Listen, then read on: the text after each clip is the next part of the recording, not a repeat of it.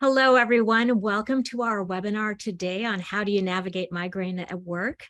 This is hosted by Migraine Again and Everyday Health. My name is Dr. Arifa Casaboy. I am the Chief Medical Editor and the Vice President of Medical Affairs at Everyday Health.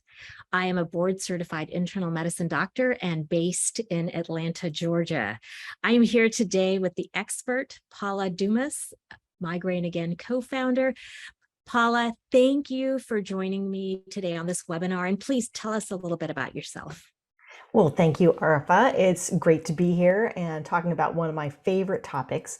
It is one of the primary areas of advocacy for me because migraine at work was so challenging for me. And one of the reasons why I wanted to make this a kind of a key focus area when we started Migraine Again about 8 years ago. And yeah, I'm the founding editor and former CEO of Migraine Again, and also an editor at large at Everyday Health. And one of the other hats that I wear is chairing an organization called Migraine at Work, and it's a nonprofit coalition for a number of different nonprofits who are all doing really important work in this space. So I'm passionate about it and eager to help people who are struggling with this today. And hopefully by the end of this hour, we can come up with some good solutions for people that will apply to many more who watch it later.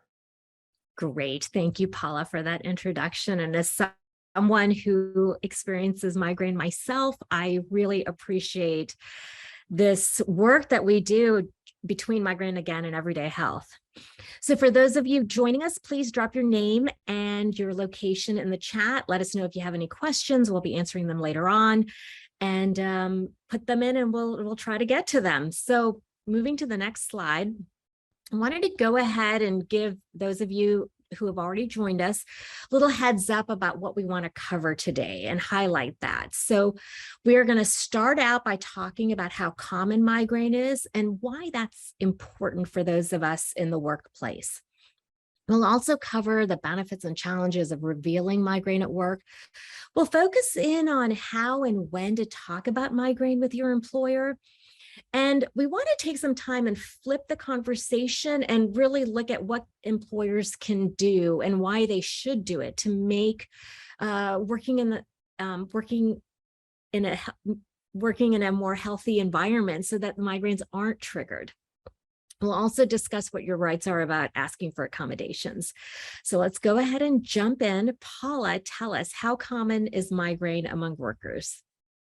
Well, it's surprisingly common. And when I was working in my corporate career for about 20 years, I would always think I was the only one.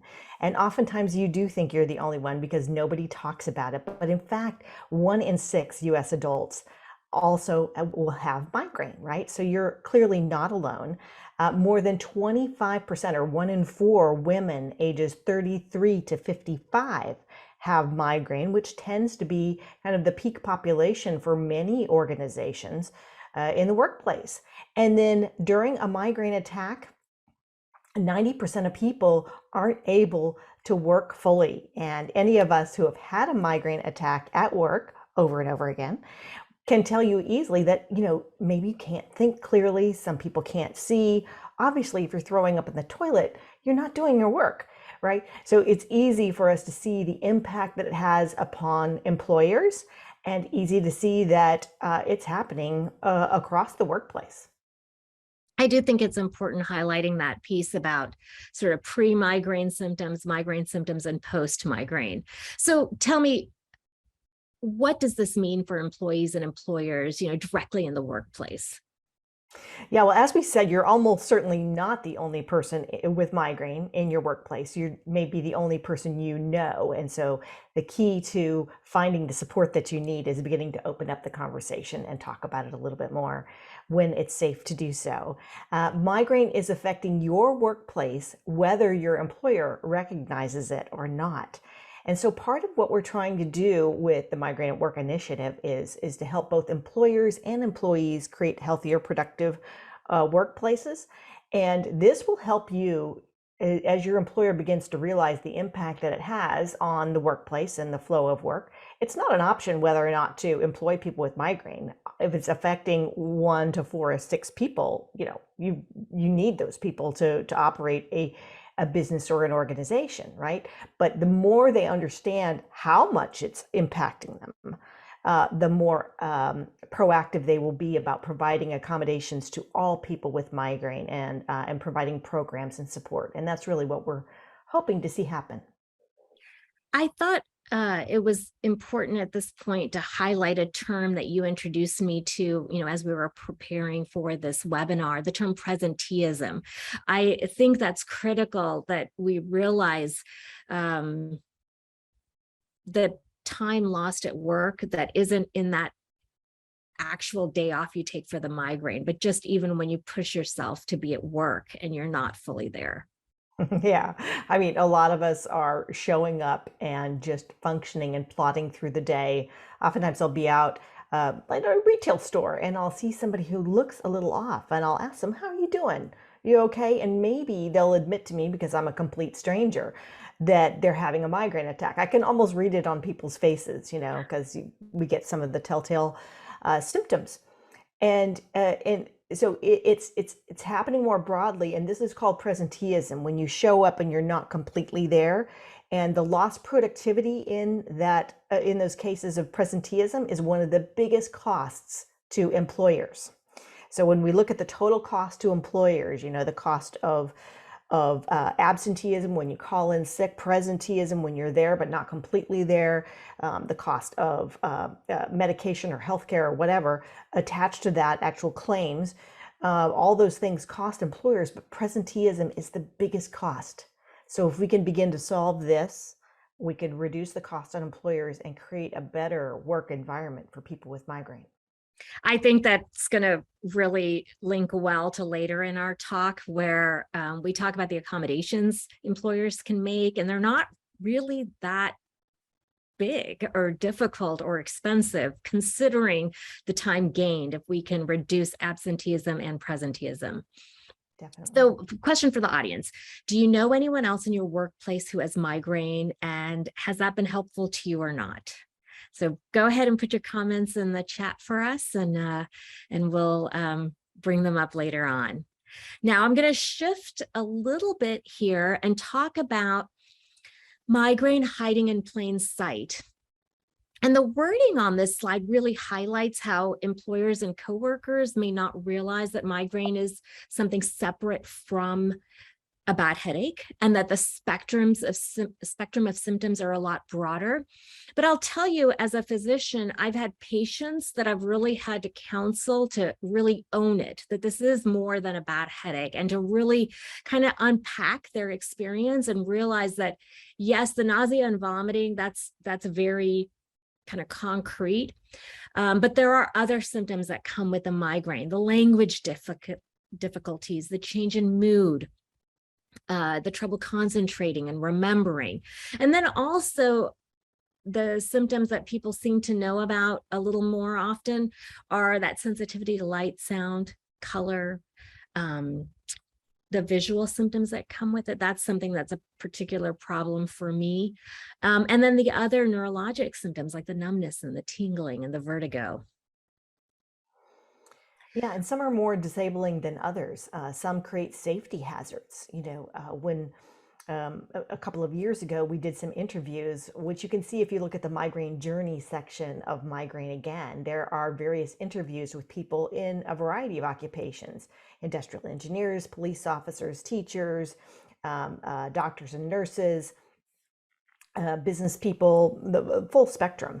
And to hear how migraine affected their work, to me, was eye-opening. When I heard a police officer talk about how she was a danger to herself and others because she couldn't, hold her gun still when she was having an aura and shaking during the early stages of a migraine attack, she had to change careers. She had to change out of that world because she couldn't continue to manage it. But it was equally inspiring to hear a woman who worked in a warehouse, and the accommodations, when she came out and told people that she had migraine, the accommodations that she got from that company were incredible, just awesome. And the support she got from her coworkers was amazing. So every story is different, and each person who's here with us today, and thank you for being here, I know has a story. Some of you are going to have different symptoms than others. Arfa, have you ever experienced any of these symptoms at work yourself? I've experienced the major ones are the visual disturbances and the language difficulties, and I've experienced them while seeing a patient. And I was thinking about it. I don't know that I necessarily had the insight to understand that these choices I was making in my career were influenced by migraine at the time.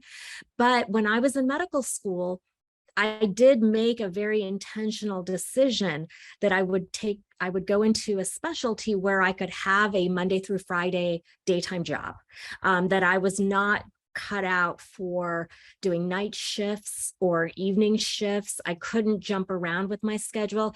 I had enough knowledge of my health that I needed to get up at the same time, go to sleep at the same time. I needed to be able to exercise every day.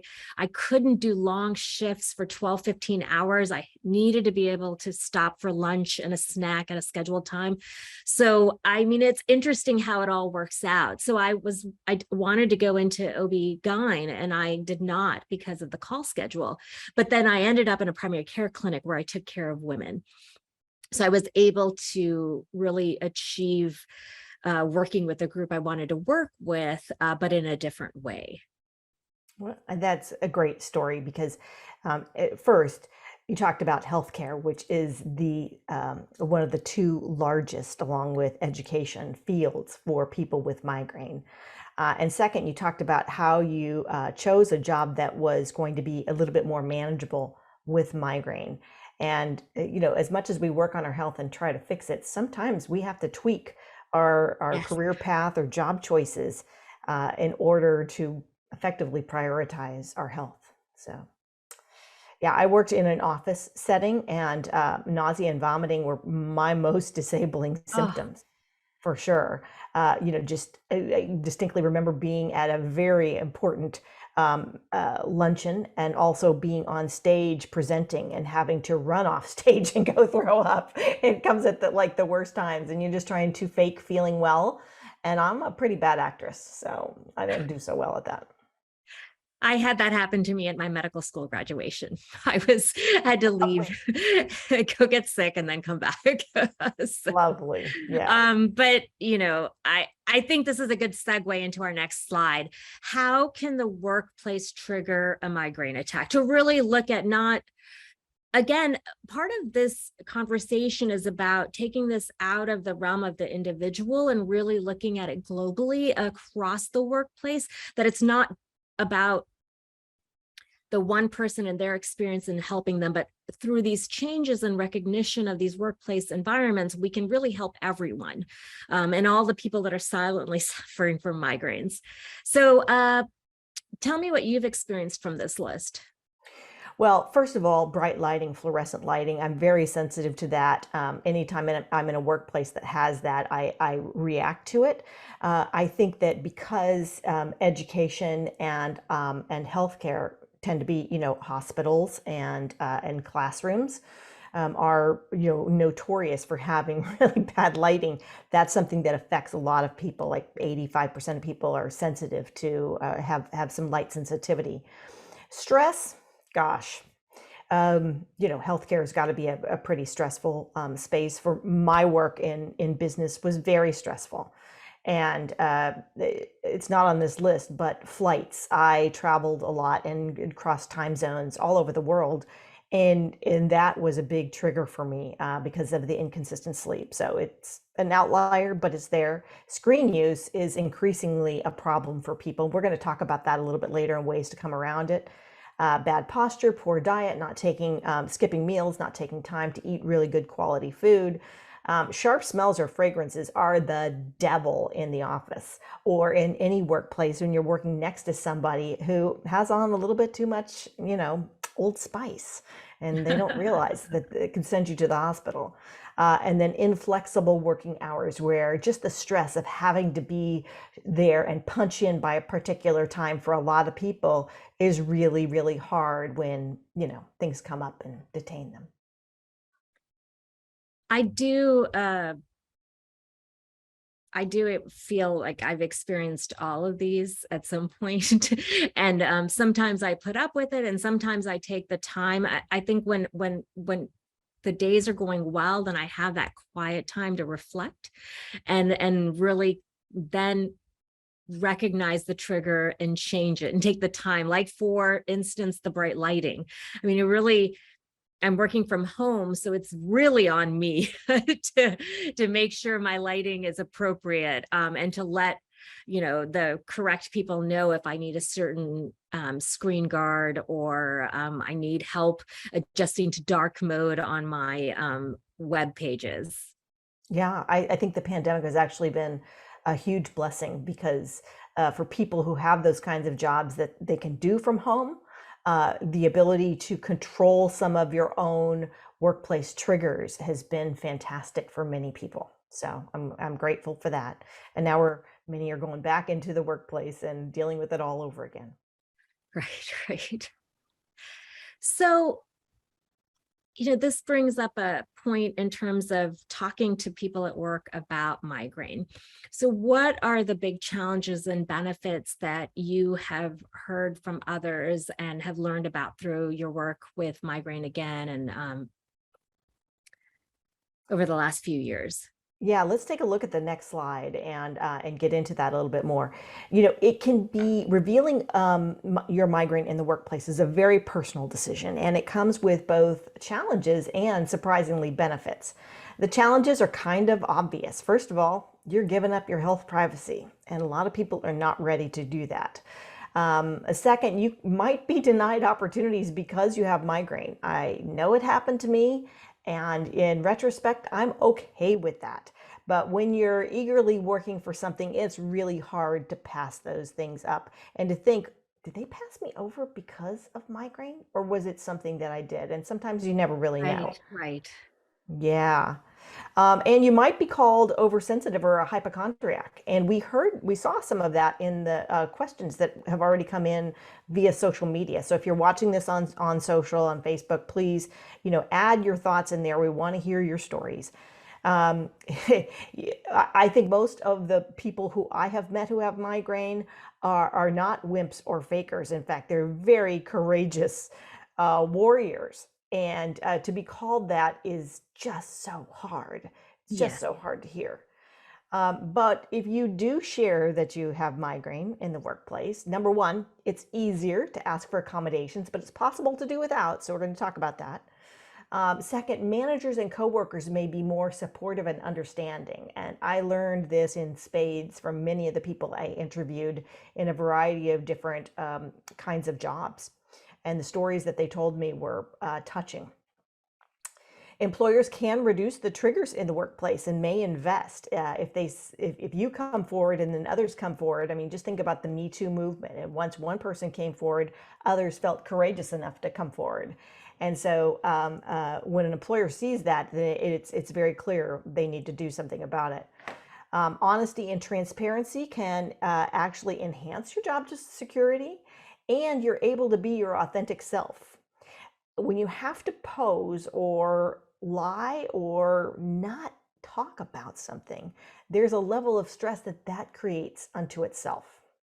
By going in and throwing up in the bathroom and then coming back and pretending like nothing just happened, that that creates stress over time. It's ironic, but so sharing actually relieves you of that stress. And it's something I feel like it's a something you learn over time. Even as your migraines adapt and change over time. So my migraine pattern completely changed after residency when I was having multiple pregnancies and working full time. And so what I initially told my employer about my migraines really changed because the pattern increased in frequency and intensity during those critical sort of 5-6 years.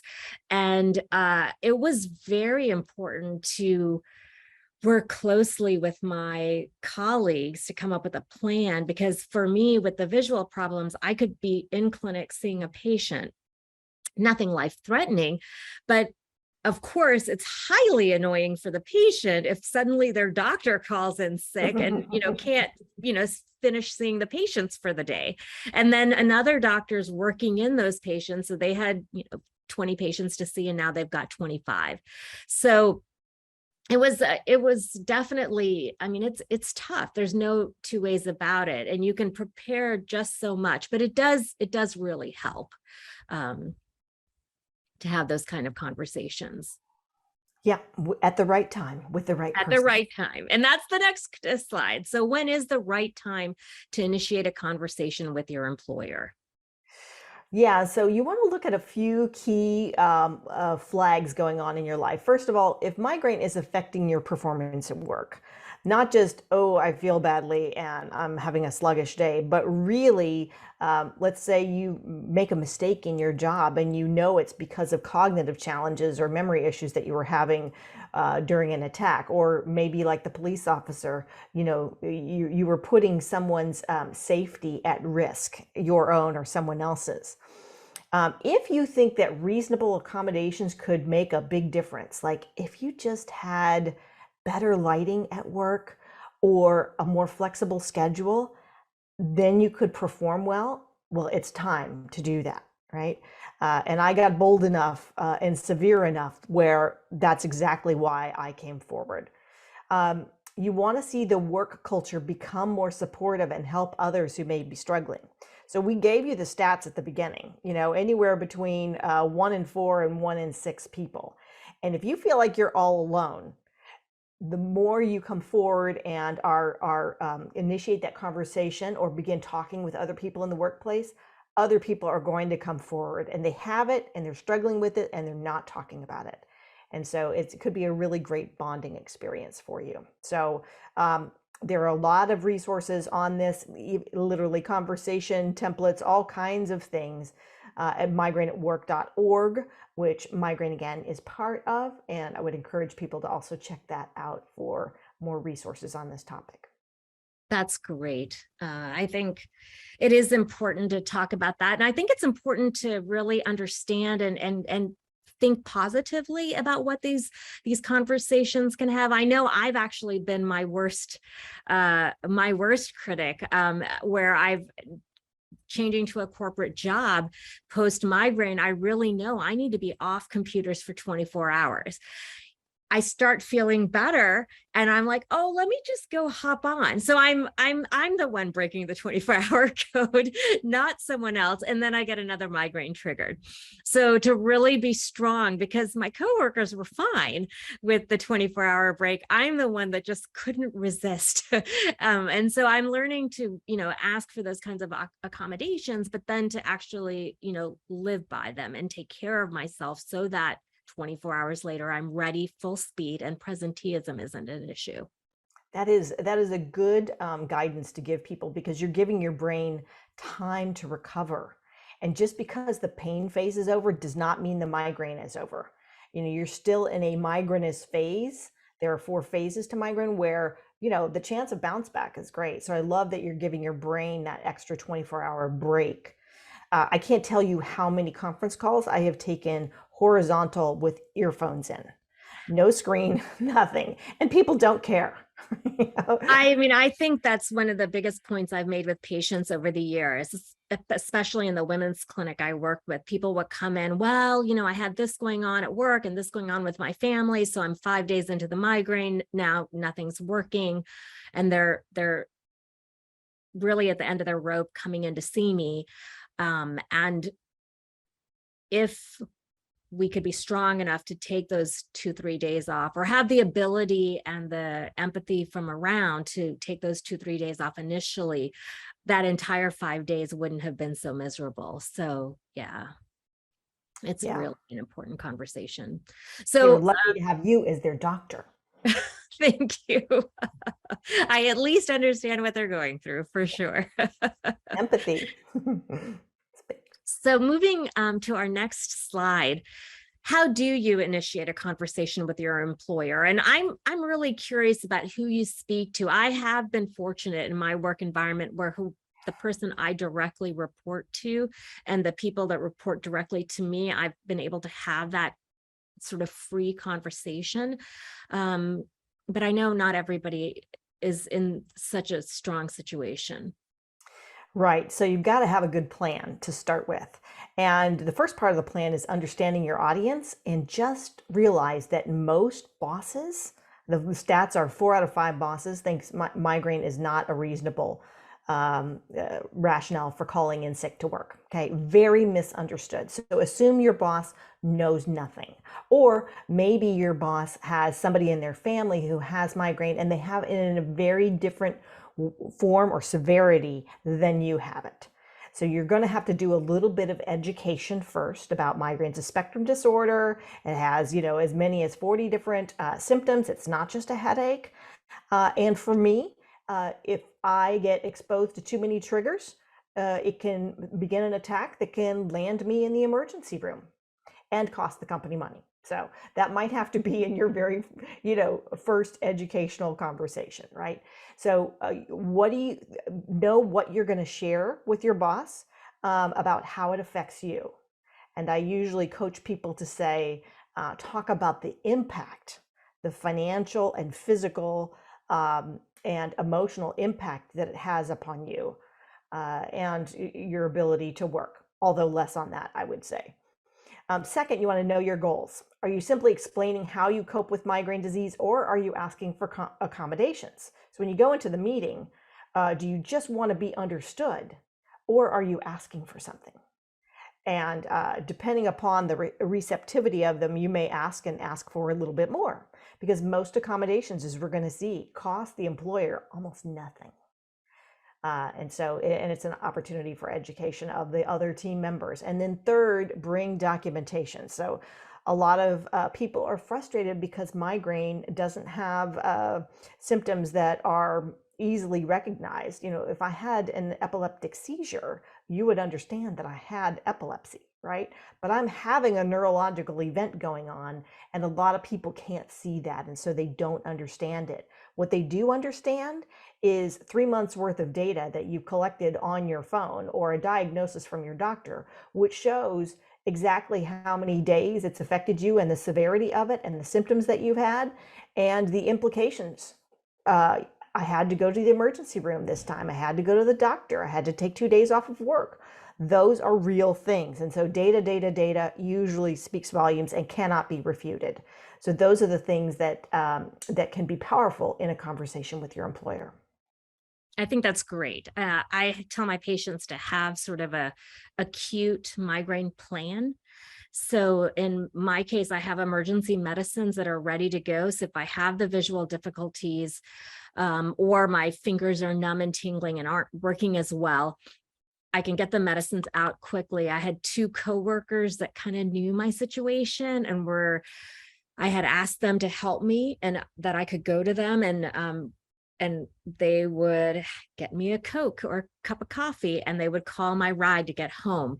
And they could communicate to the rest of the team with the email that ARFA's out for the day. Yeah. And that was all sort of pre-done with my boss so that, in the situation, in that moment when what I really need to do is focus on staying calm, getting my meds, getting to a quite dark, cool place to sleep, I could do that. Yeah, yeah. And having been the employer, I can tell you on Migraine Again, everybody on our team has migraine. I mean, that was just a bonus blessing. We were all very passionate about it and we talked about it openly. But still, when there was work that needed to be done, I pretty much coached everybody on our team, many of whom are here today. Uh, if you're going to bring me a problem, bring me a solution. Yes. So if you can't deliver on this, tell me who else is going to back you up, what the implications are, how we can adjust or pivot, right? And, 3 out of 4 times there is another solution. So if you're going to bring a problem, bring a solution. I think there is a lot of creativity that can be kind of harnessed to make sure deadlines are met and work gets done, definitely. Uh, and I think as a employer, setting up those kinds of expectations that there are solutions to this that don't involve suffering and working through is great. I mean, it's a model for everyone. So tell me, this really puts us at our next slide, what employers can do to create healthier workplaces. What do you recommend to other employers? Yeah, there are a number of things that can be done. For me, a flexible schedule was a huge blessing and made a big difference in my condition at the time. The opportunity to take breaks when you need them in some sort of factory kinds of situations, or teaching, or healthcare. This is really important because you don't time your migraine attacks to 10:15 in the morning, right? If you can Right. take that break at 9:30 because you're having a tough time and you need a dark, quiet room, which is one of the other things, a quiet room, in order to do that, that could be a big difference maker. And these quiet rooms, because so many people are dealing with a variety of disorders that are better suited by having a dark, quiet space. You don't even have to say, I have migraine in order to request a quiet room. Half the people you work with will be like, yes, thank you very much. Yes, that's true. Yeah. The opportunity to work from home. I believe the number of remote jobs has gone up 10x since the pandemic. And so that is one, if you haven't tried it before, can be big.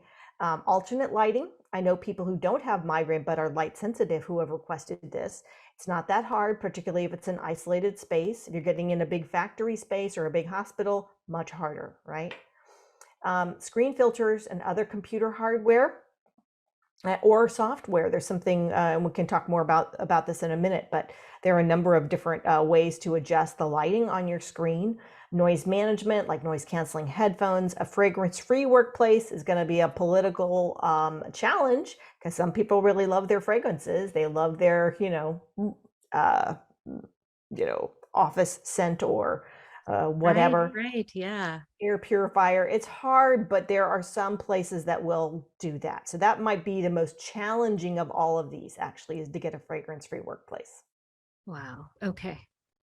This is this is nice because I don't know that I mean, when I was starting my career, I wouldn't have even known to ask for a lot of this, or that it was in my rights to do that. Yeah, I think when I started my career, I was naive and I didn't understand that migraine would not be well received by people. But my employer was incredible. They they worked with me. We had a fitness center on site, and they were very focused on employee health. And there was a one of the trainers in the fitness center. I'm not kidding. Gave me a massage almost every day, right? Which is a dream that I think no one else will experience. But it was an example of what a great employer can do. And it did not slow down my progression at all. And it was not a problem there. Other employers, it was a problem. So we'll give an A to the first one. We'd love to hear from those of you listening in and watching the webinar. What kind of accommodations have you asked for, and what experiences have you had? So please share them with us. Moving ahead to the next slide. I think this is important. Show you're doing your part. And so many of us work so hard in so many aspects of our life and careers, and it's just so important to make sure that other people understand what we're doing, and we communicate it well. So tell me, Paula, what do you recommend in terms of communications with your employer? Yeah, I think this goes back to the suggestion of don't bring me a problem, bring me a solution. I So like that. if you come in with a plan and you say, these are all the things I'm doing to actively prevent an attack, which I cannot predict. right?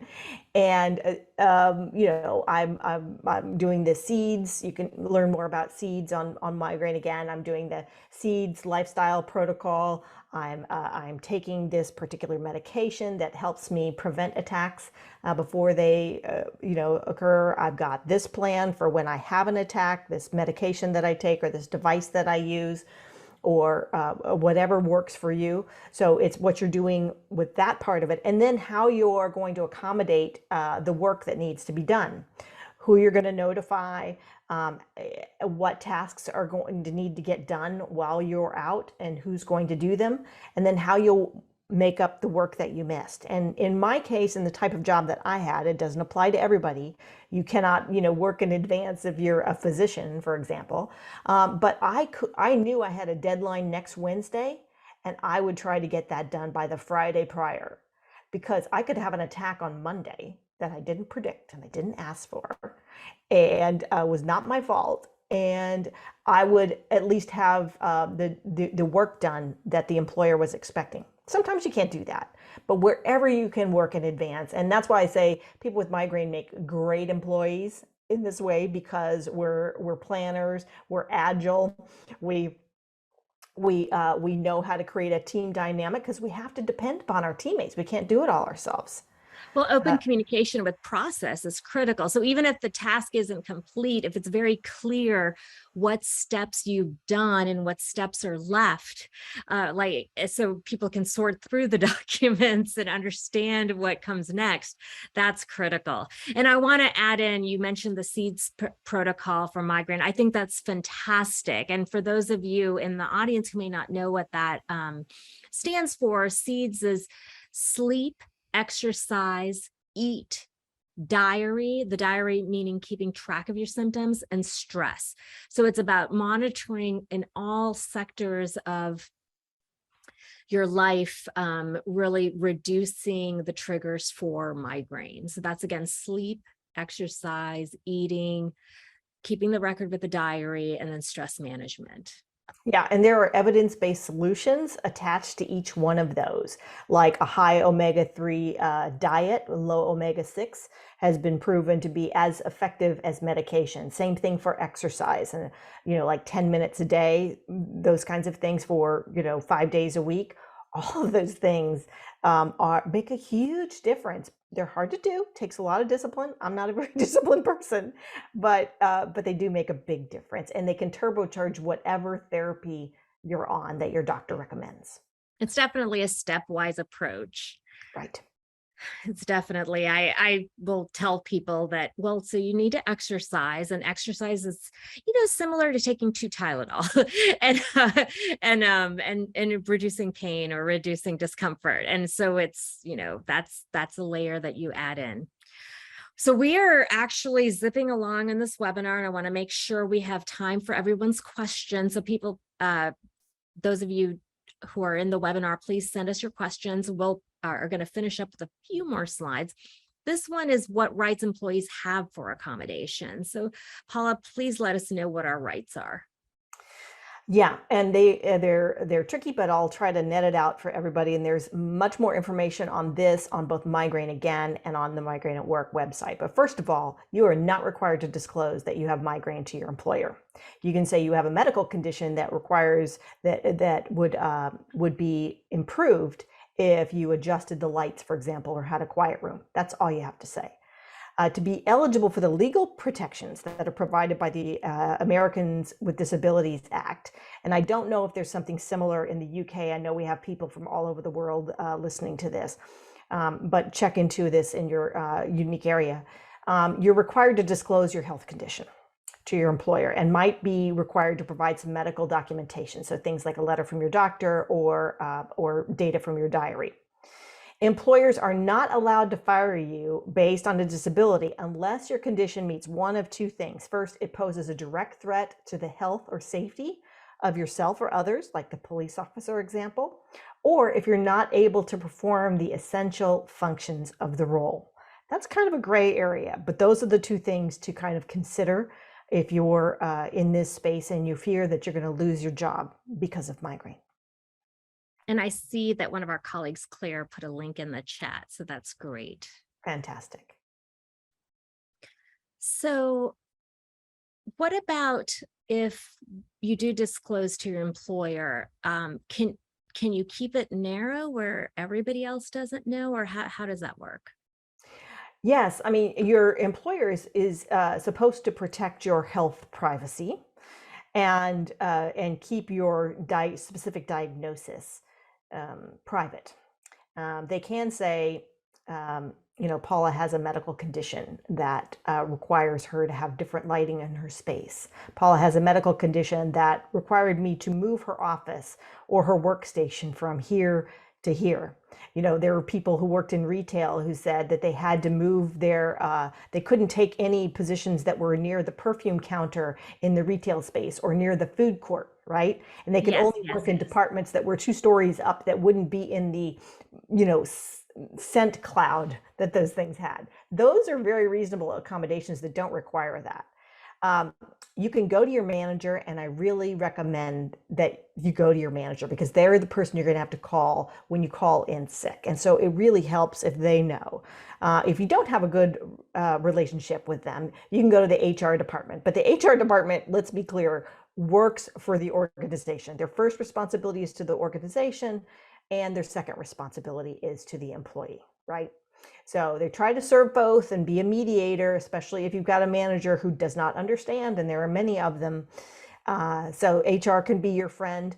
If there's an employee assistance program, a good place to go. Employee resource groups for people with disabilities, those exist in many organizations, and you might not even know about it. If you go on your intranet, for example, as many organizations have, you can type in employee resource group or ERGs.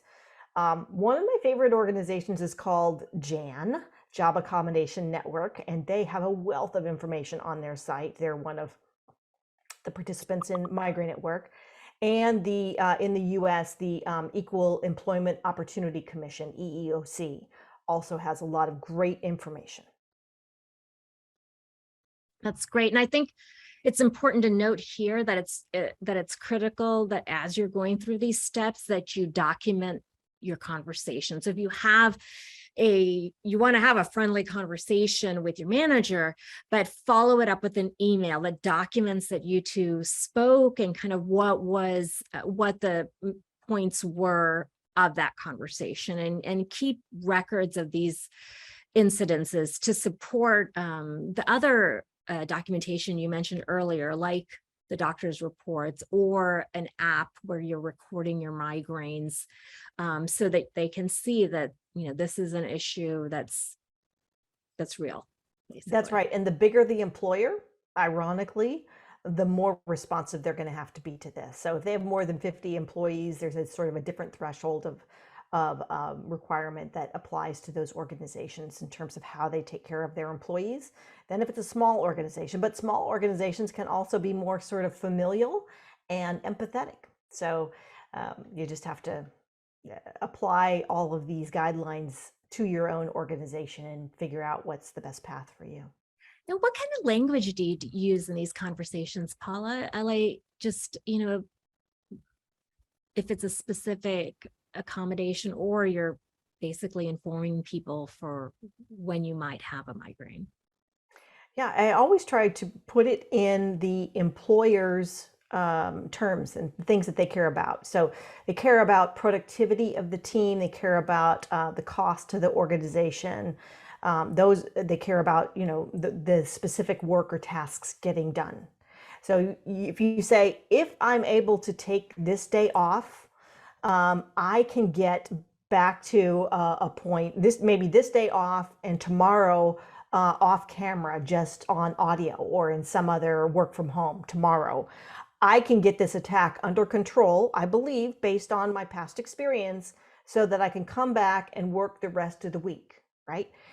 If it is something that, you wait and you keep medicating and deferring and doing all the dumb things that I did when I was employed by a big company, it can come back and bite you in the behind. Let's say ignoring and suppressing the fact that you have migraine, not always the wisest strategy. Take it from someone who did. There's also the other element of it where you feel guilty about it. I mean, I would appropriately, in my clinic schedule, I would take on a little extra work where there was an uneven division of labor, knowing that my colleagues were going to have to take up the slack if I left. But looking back on it, because this was 10, 15 years ago, very early in my career, I didn't need to feel guilty about asking for that and doing that. That was an even trade, and I needed to be fine with it and not still feel like I owed everybody, because everyone there had some kind of issue. I just, we're just not all open about it. I mean, that's just the reality of every colleague has something going on or will have something going on. So I That is, think please that's repeat that. really important. Please repeat that. Everybody's got something going on, whether they've got, a chronically sick child at home, whether they're going through a divorce, whether they're dealing with, diabetes or epilepsy or some other condition, depression, anxiety are getting a lot of attention in the workplace. Everybody's got something going on. So you are not the only one, and migraine is not your fault. Just keep that in mind. Do not feel guilty about it. Just have a plan. Have a plan, have a solution, and your employer is going to respect that and respond well to it. This is great. All right, we are almost done with our slides, ready to start going through some of your questions. This last slide, walk us through this, Paula. Resources for employees with migraine.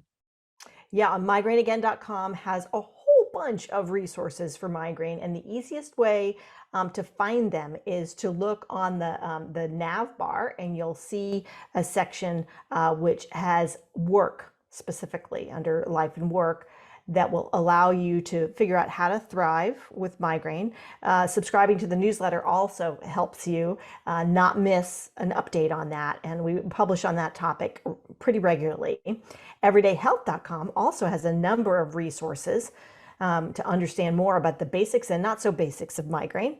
And then migraineatwork.org is a deep dive into all the resources from a variety of different organizations, a number of nonprofits that have done important work in this space, things you can listen to, podcasts, videos, infographics, everything. That's all at Migraine at Work. So 3 great resources to help anybody, and subscribing to the Migraine Again newsletter is going to help you, pick up on a lot of those. Well, great. Thank you for pointing out these 3 resources. I am really privileged to work with this entire group, and it's been great learning all this from you, Paula. All right, so let's go to the Q&A section. Let's do. Yay, I can't wait to hear some of the questions we have. All right, so we have a question that came in from Kate. When you're interviewing for a job, how can you phrase questions to see if the work culture will be migraine friendly without disclosing your condition? This is a fantastic question. It is, and it really applies to people who have all kinds of issues. You can ask things like, are there employee resource groups that are available? Is there a quiet space if somebody needs it? Do you have any employees who have conditions that require accommodations? And if so, how do you address those? Those are really fair questions, and you may get some idea about what the employer is going to provide to people who have those challenges, and be delighted. Also, I think going on Glassdoor and searching on an employer, if they're of a decent size, you may get some anecdotes in Glassdoor. It's not universal, but you might get some clues there about how they really behave versus how they say they behave. All right, great. This next question, I think I'll take the first stab at it. This is from Teresa. How about those of us who have been diagnosed with chronic migraine headaches? How do we know what day we should power through and go to work? So this is it's a good question, and it's a tough question. I think this is something very important to have as an active conversation with your migraine team. So if you're working with a neurologist, a migraine headache specialist, if you have other therapists, like a physical therapist, who are supporting you with different methods of reducing your pain, to really discuss with them where's the limit and what is involved with the limit. Is does it mean that you can't be out in a place with a lot of people? Does it mean that you can't be on the computer? Do you have to have more stringent visual cues drawn in, so having a dark room? So really kind of getting into the nitty gritty of what it means to power through is very important. Also, with your therapy, you can discuss sort of levels of therapy. So you think the migraine's coming on, but you're not quite sure, it hasn't quite started. What are things you can do right away to sort of shut down the potential trigger pushing you over the edge? And then once you're in it, again, recognizing where are you in those 4 stages of the migraine and what works at each level. Paula, did you want to add anything to that?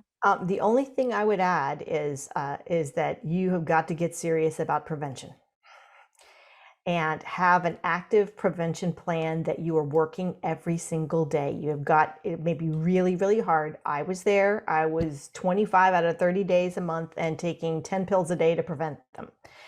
My life was hell with 2 small children at home and a demanding corporate job. And it is really hard. So don't let me suggest it's anything other than agonizing. However, there is light at the end of the tunnel. There is a path out. It is, I believe it's possible for most everybody. And with accommodations, you may be able to keep a job that you need and that you love. So do not lose hope, but work your prevention plan. Think very seriously about discussing that with your employer so that you have the support from them and you don't have the additional stress about not being able to talk about it. And people with chronic migraine have some greater protections, at least in the United States, as a disorder. And it also can allow you, if absolutely necessary, to apply for disability. And there are some great articles about disability on Migraine Again, written by our very own senior editor, Angie Glazer. And you can see those and her experience in going through that whole process. I do think it's a challenging situation with chronic migraine to navigate all the treatment modalities and possibilities and combinations, and then be disciplined about following through with not only the lifestyle issues, but navigating the insurance companies to pay for stuff, and navigating getting to and from appointments. And there is a lot. It can be overwhelming, but definitely we're here to help us, and in particular migraine and at work, to assist with the conversations in that professional sphere of your life. All right, so our next question comes from Terry, and I'm going to simplify it a bit. How expensive would it be for office lighting and classroom lighting to have dimmer switches installed for times when several people were in those areas with photophobia? So I can't give you a quote on that specifically. What I can tell you is that big organizations have to change out their light bulbs periodically, and sometimes just getting a different bulb in a particular space can be a big help. So a conversation with facilities can help you with that. The Job Accommodation Network tells us that it costs less than $500 to make accommodations of all the accommodations that people with migraine need. And that is, certainly the cost of trying to hire an employee to replace you. That's a reasonable investment to make. Now, if you work in a big facility like a class, like a whole school, they may not be able to change it out in the entire school, but they may be able to give the option to each teacher in their classroom. Would you like to have, your lighting changed out to be more comfortable for you and your students? Because the other factor is that in schools, 1 in 10 school-age children have migraine, right? So do it for the kids, not just for the employees, and you may even get a more receptive audience. Well, I see. It's funny that you mentioned the kids. This next question is from Rebecca. And she says, my daughter had a migraine that sent her to the ER. Is this caused by screen time? And how can she make sure it doesn't happen again? Well, so, I don't know exactly how old your daughter is, whether she's a young child or a young adult. Usually, or maybe I shouldn't say usually, but often migraine can be multifactorial. So there may be some component biologically that is setting you in a position to be triggered to have that migraine. It could be something related to her menstrual cycle. And then factors like a bright screen or something in her diet or some kind of stressor or lack of sleep, they all add up and push you over the edge. So having that larger conversation and really exploring that and keeping track of it with a migraine app so that you can sort of pick up patterns over time is very, very important. But in the meantime, definitely if she's noticing that bright screens are bothering her, or you're noticing that there's a shift in how she is when she's been at a screen for a long time, you can certainly sort of dial that back if possible, and then monitor if the symptoms improve or if the spacing between migraines increases. Paula, I'm welcome to add in. All superb points. 3 hacks that may help you. One is FL41 glasses. It's a particular type of glass, but if you just Google FL41 glasses or look on Migraine Again around light sensitivity, you'll see some links there that you can follow to find different brands that work in that space, and many people on our team use them. You can find dark mode on many websites. Migraine Again, for example, was redesigned to have kind of a grayish background so that the white backgrounds did not trigger people from, and keep them from being able to get the information that was needed. And then there's a screen filter called Flux, FLUX, that can also ease the temperature of your screen and make it easier to spend the necessary time. And then finally, you don't have to be on camera all the time. We are right now, but there's a lot of times when you can just be on audio and not have to face the screen. So if you're in a situation like that and can take a meeting that way, I would encourage that. Right. I mean, Paula, usually my screens everything's a lot darker. I'm brighter for the camera today for this 1 hour, but otherwise the room is much dimmer on my day-to-day work. So yes, and it's not a big deal, right?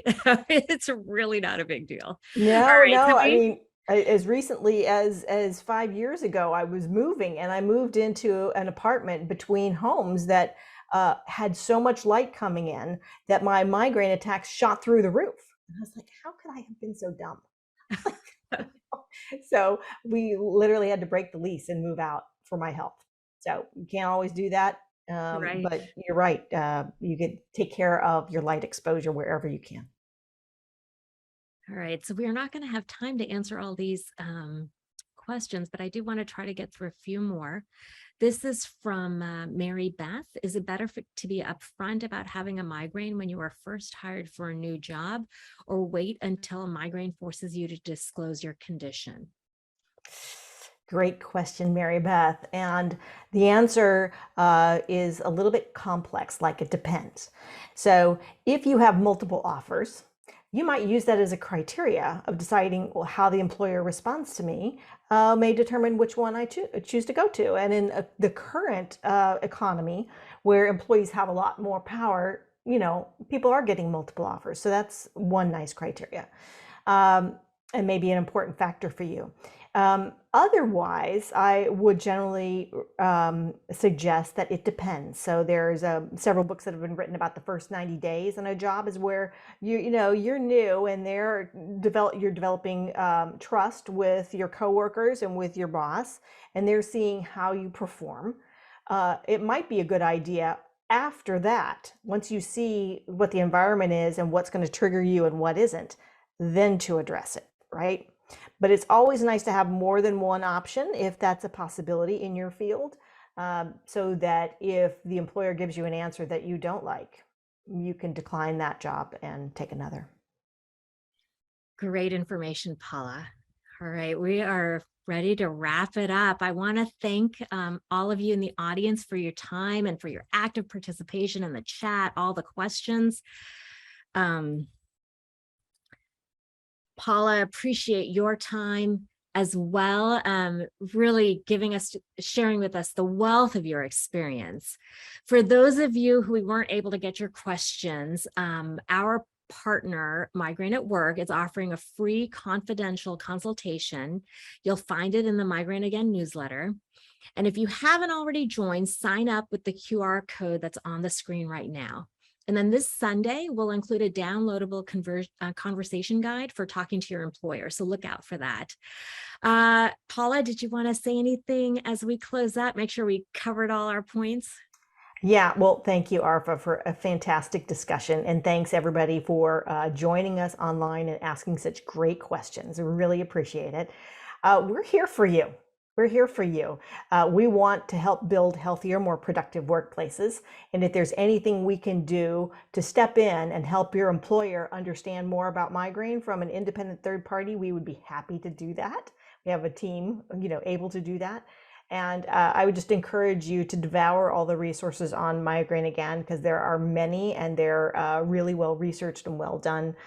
They can be a great help to you as you figure out how to navigate migraine in the workplace. Well, thank you, everyone. Thank you, Paula. My name's Arifa Casaboy. I'm the Chief Medical Editor at Everyday Health. Please join us at Everyday Health for all your medical conditions. And thank you. I hope this helps you take control of migraine at work. Bye-bye.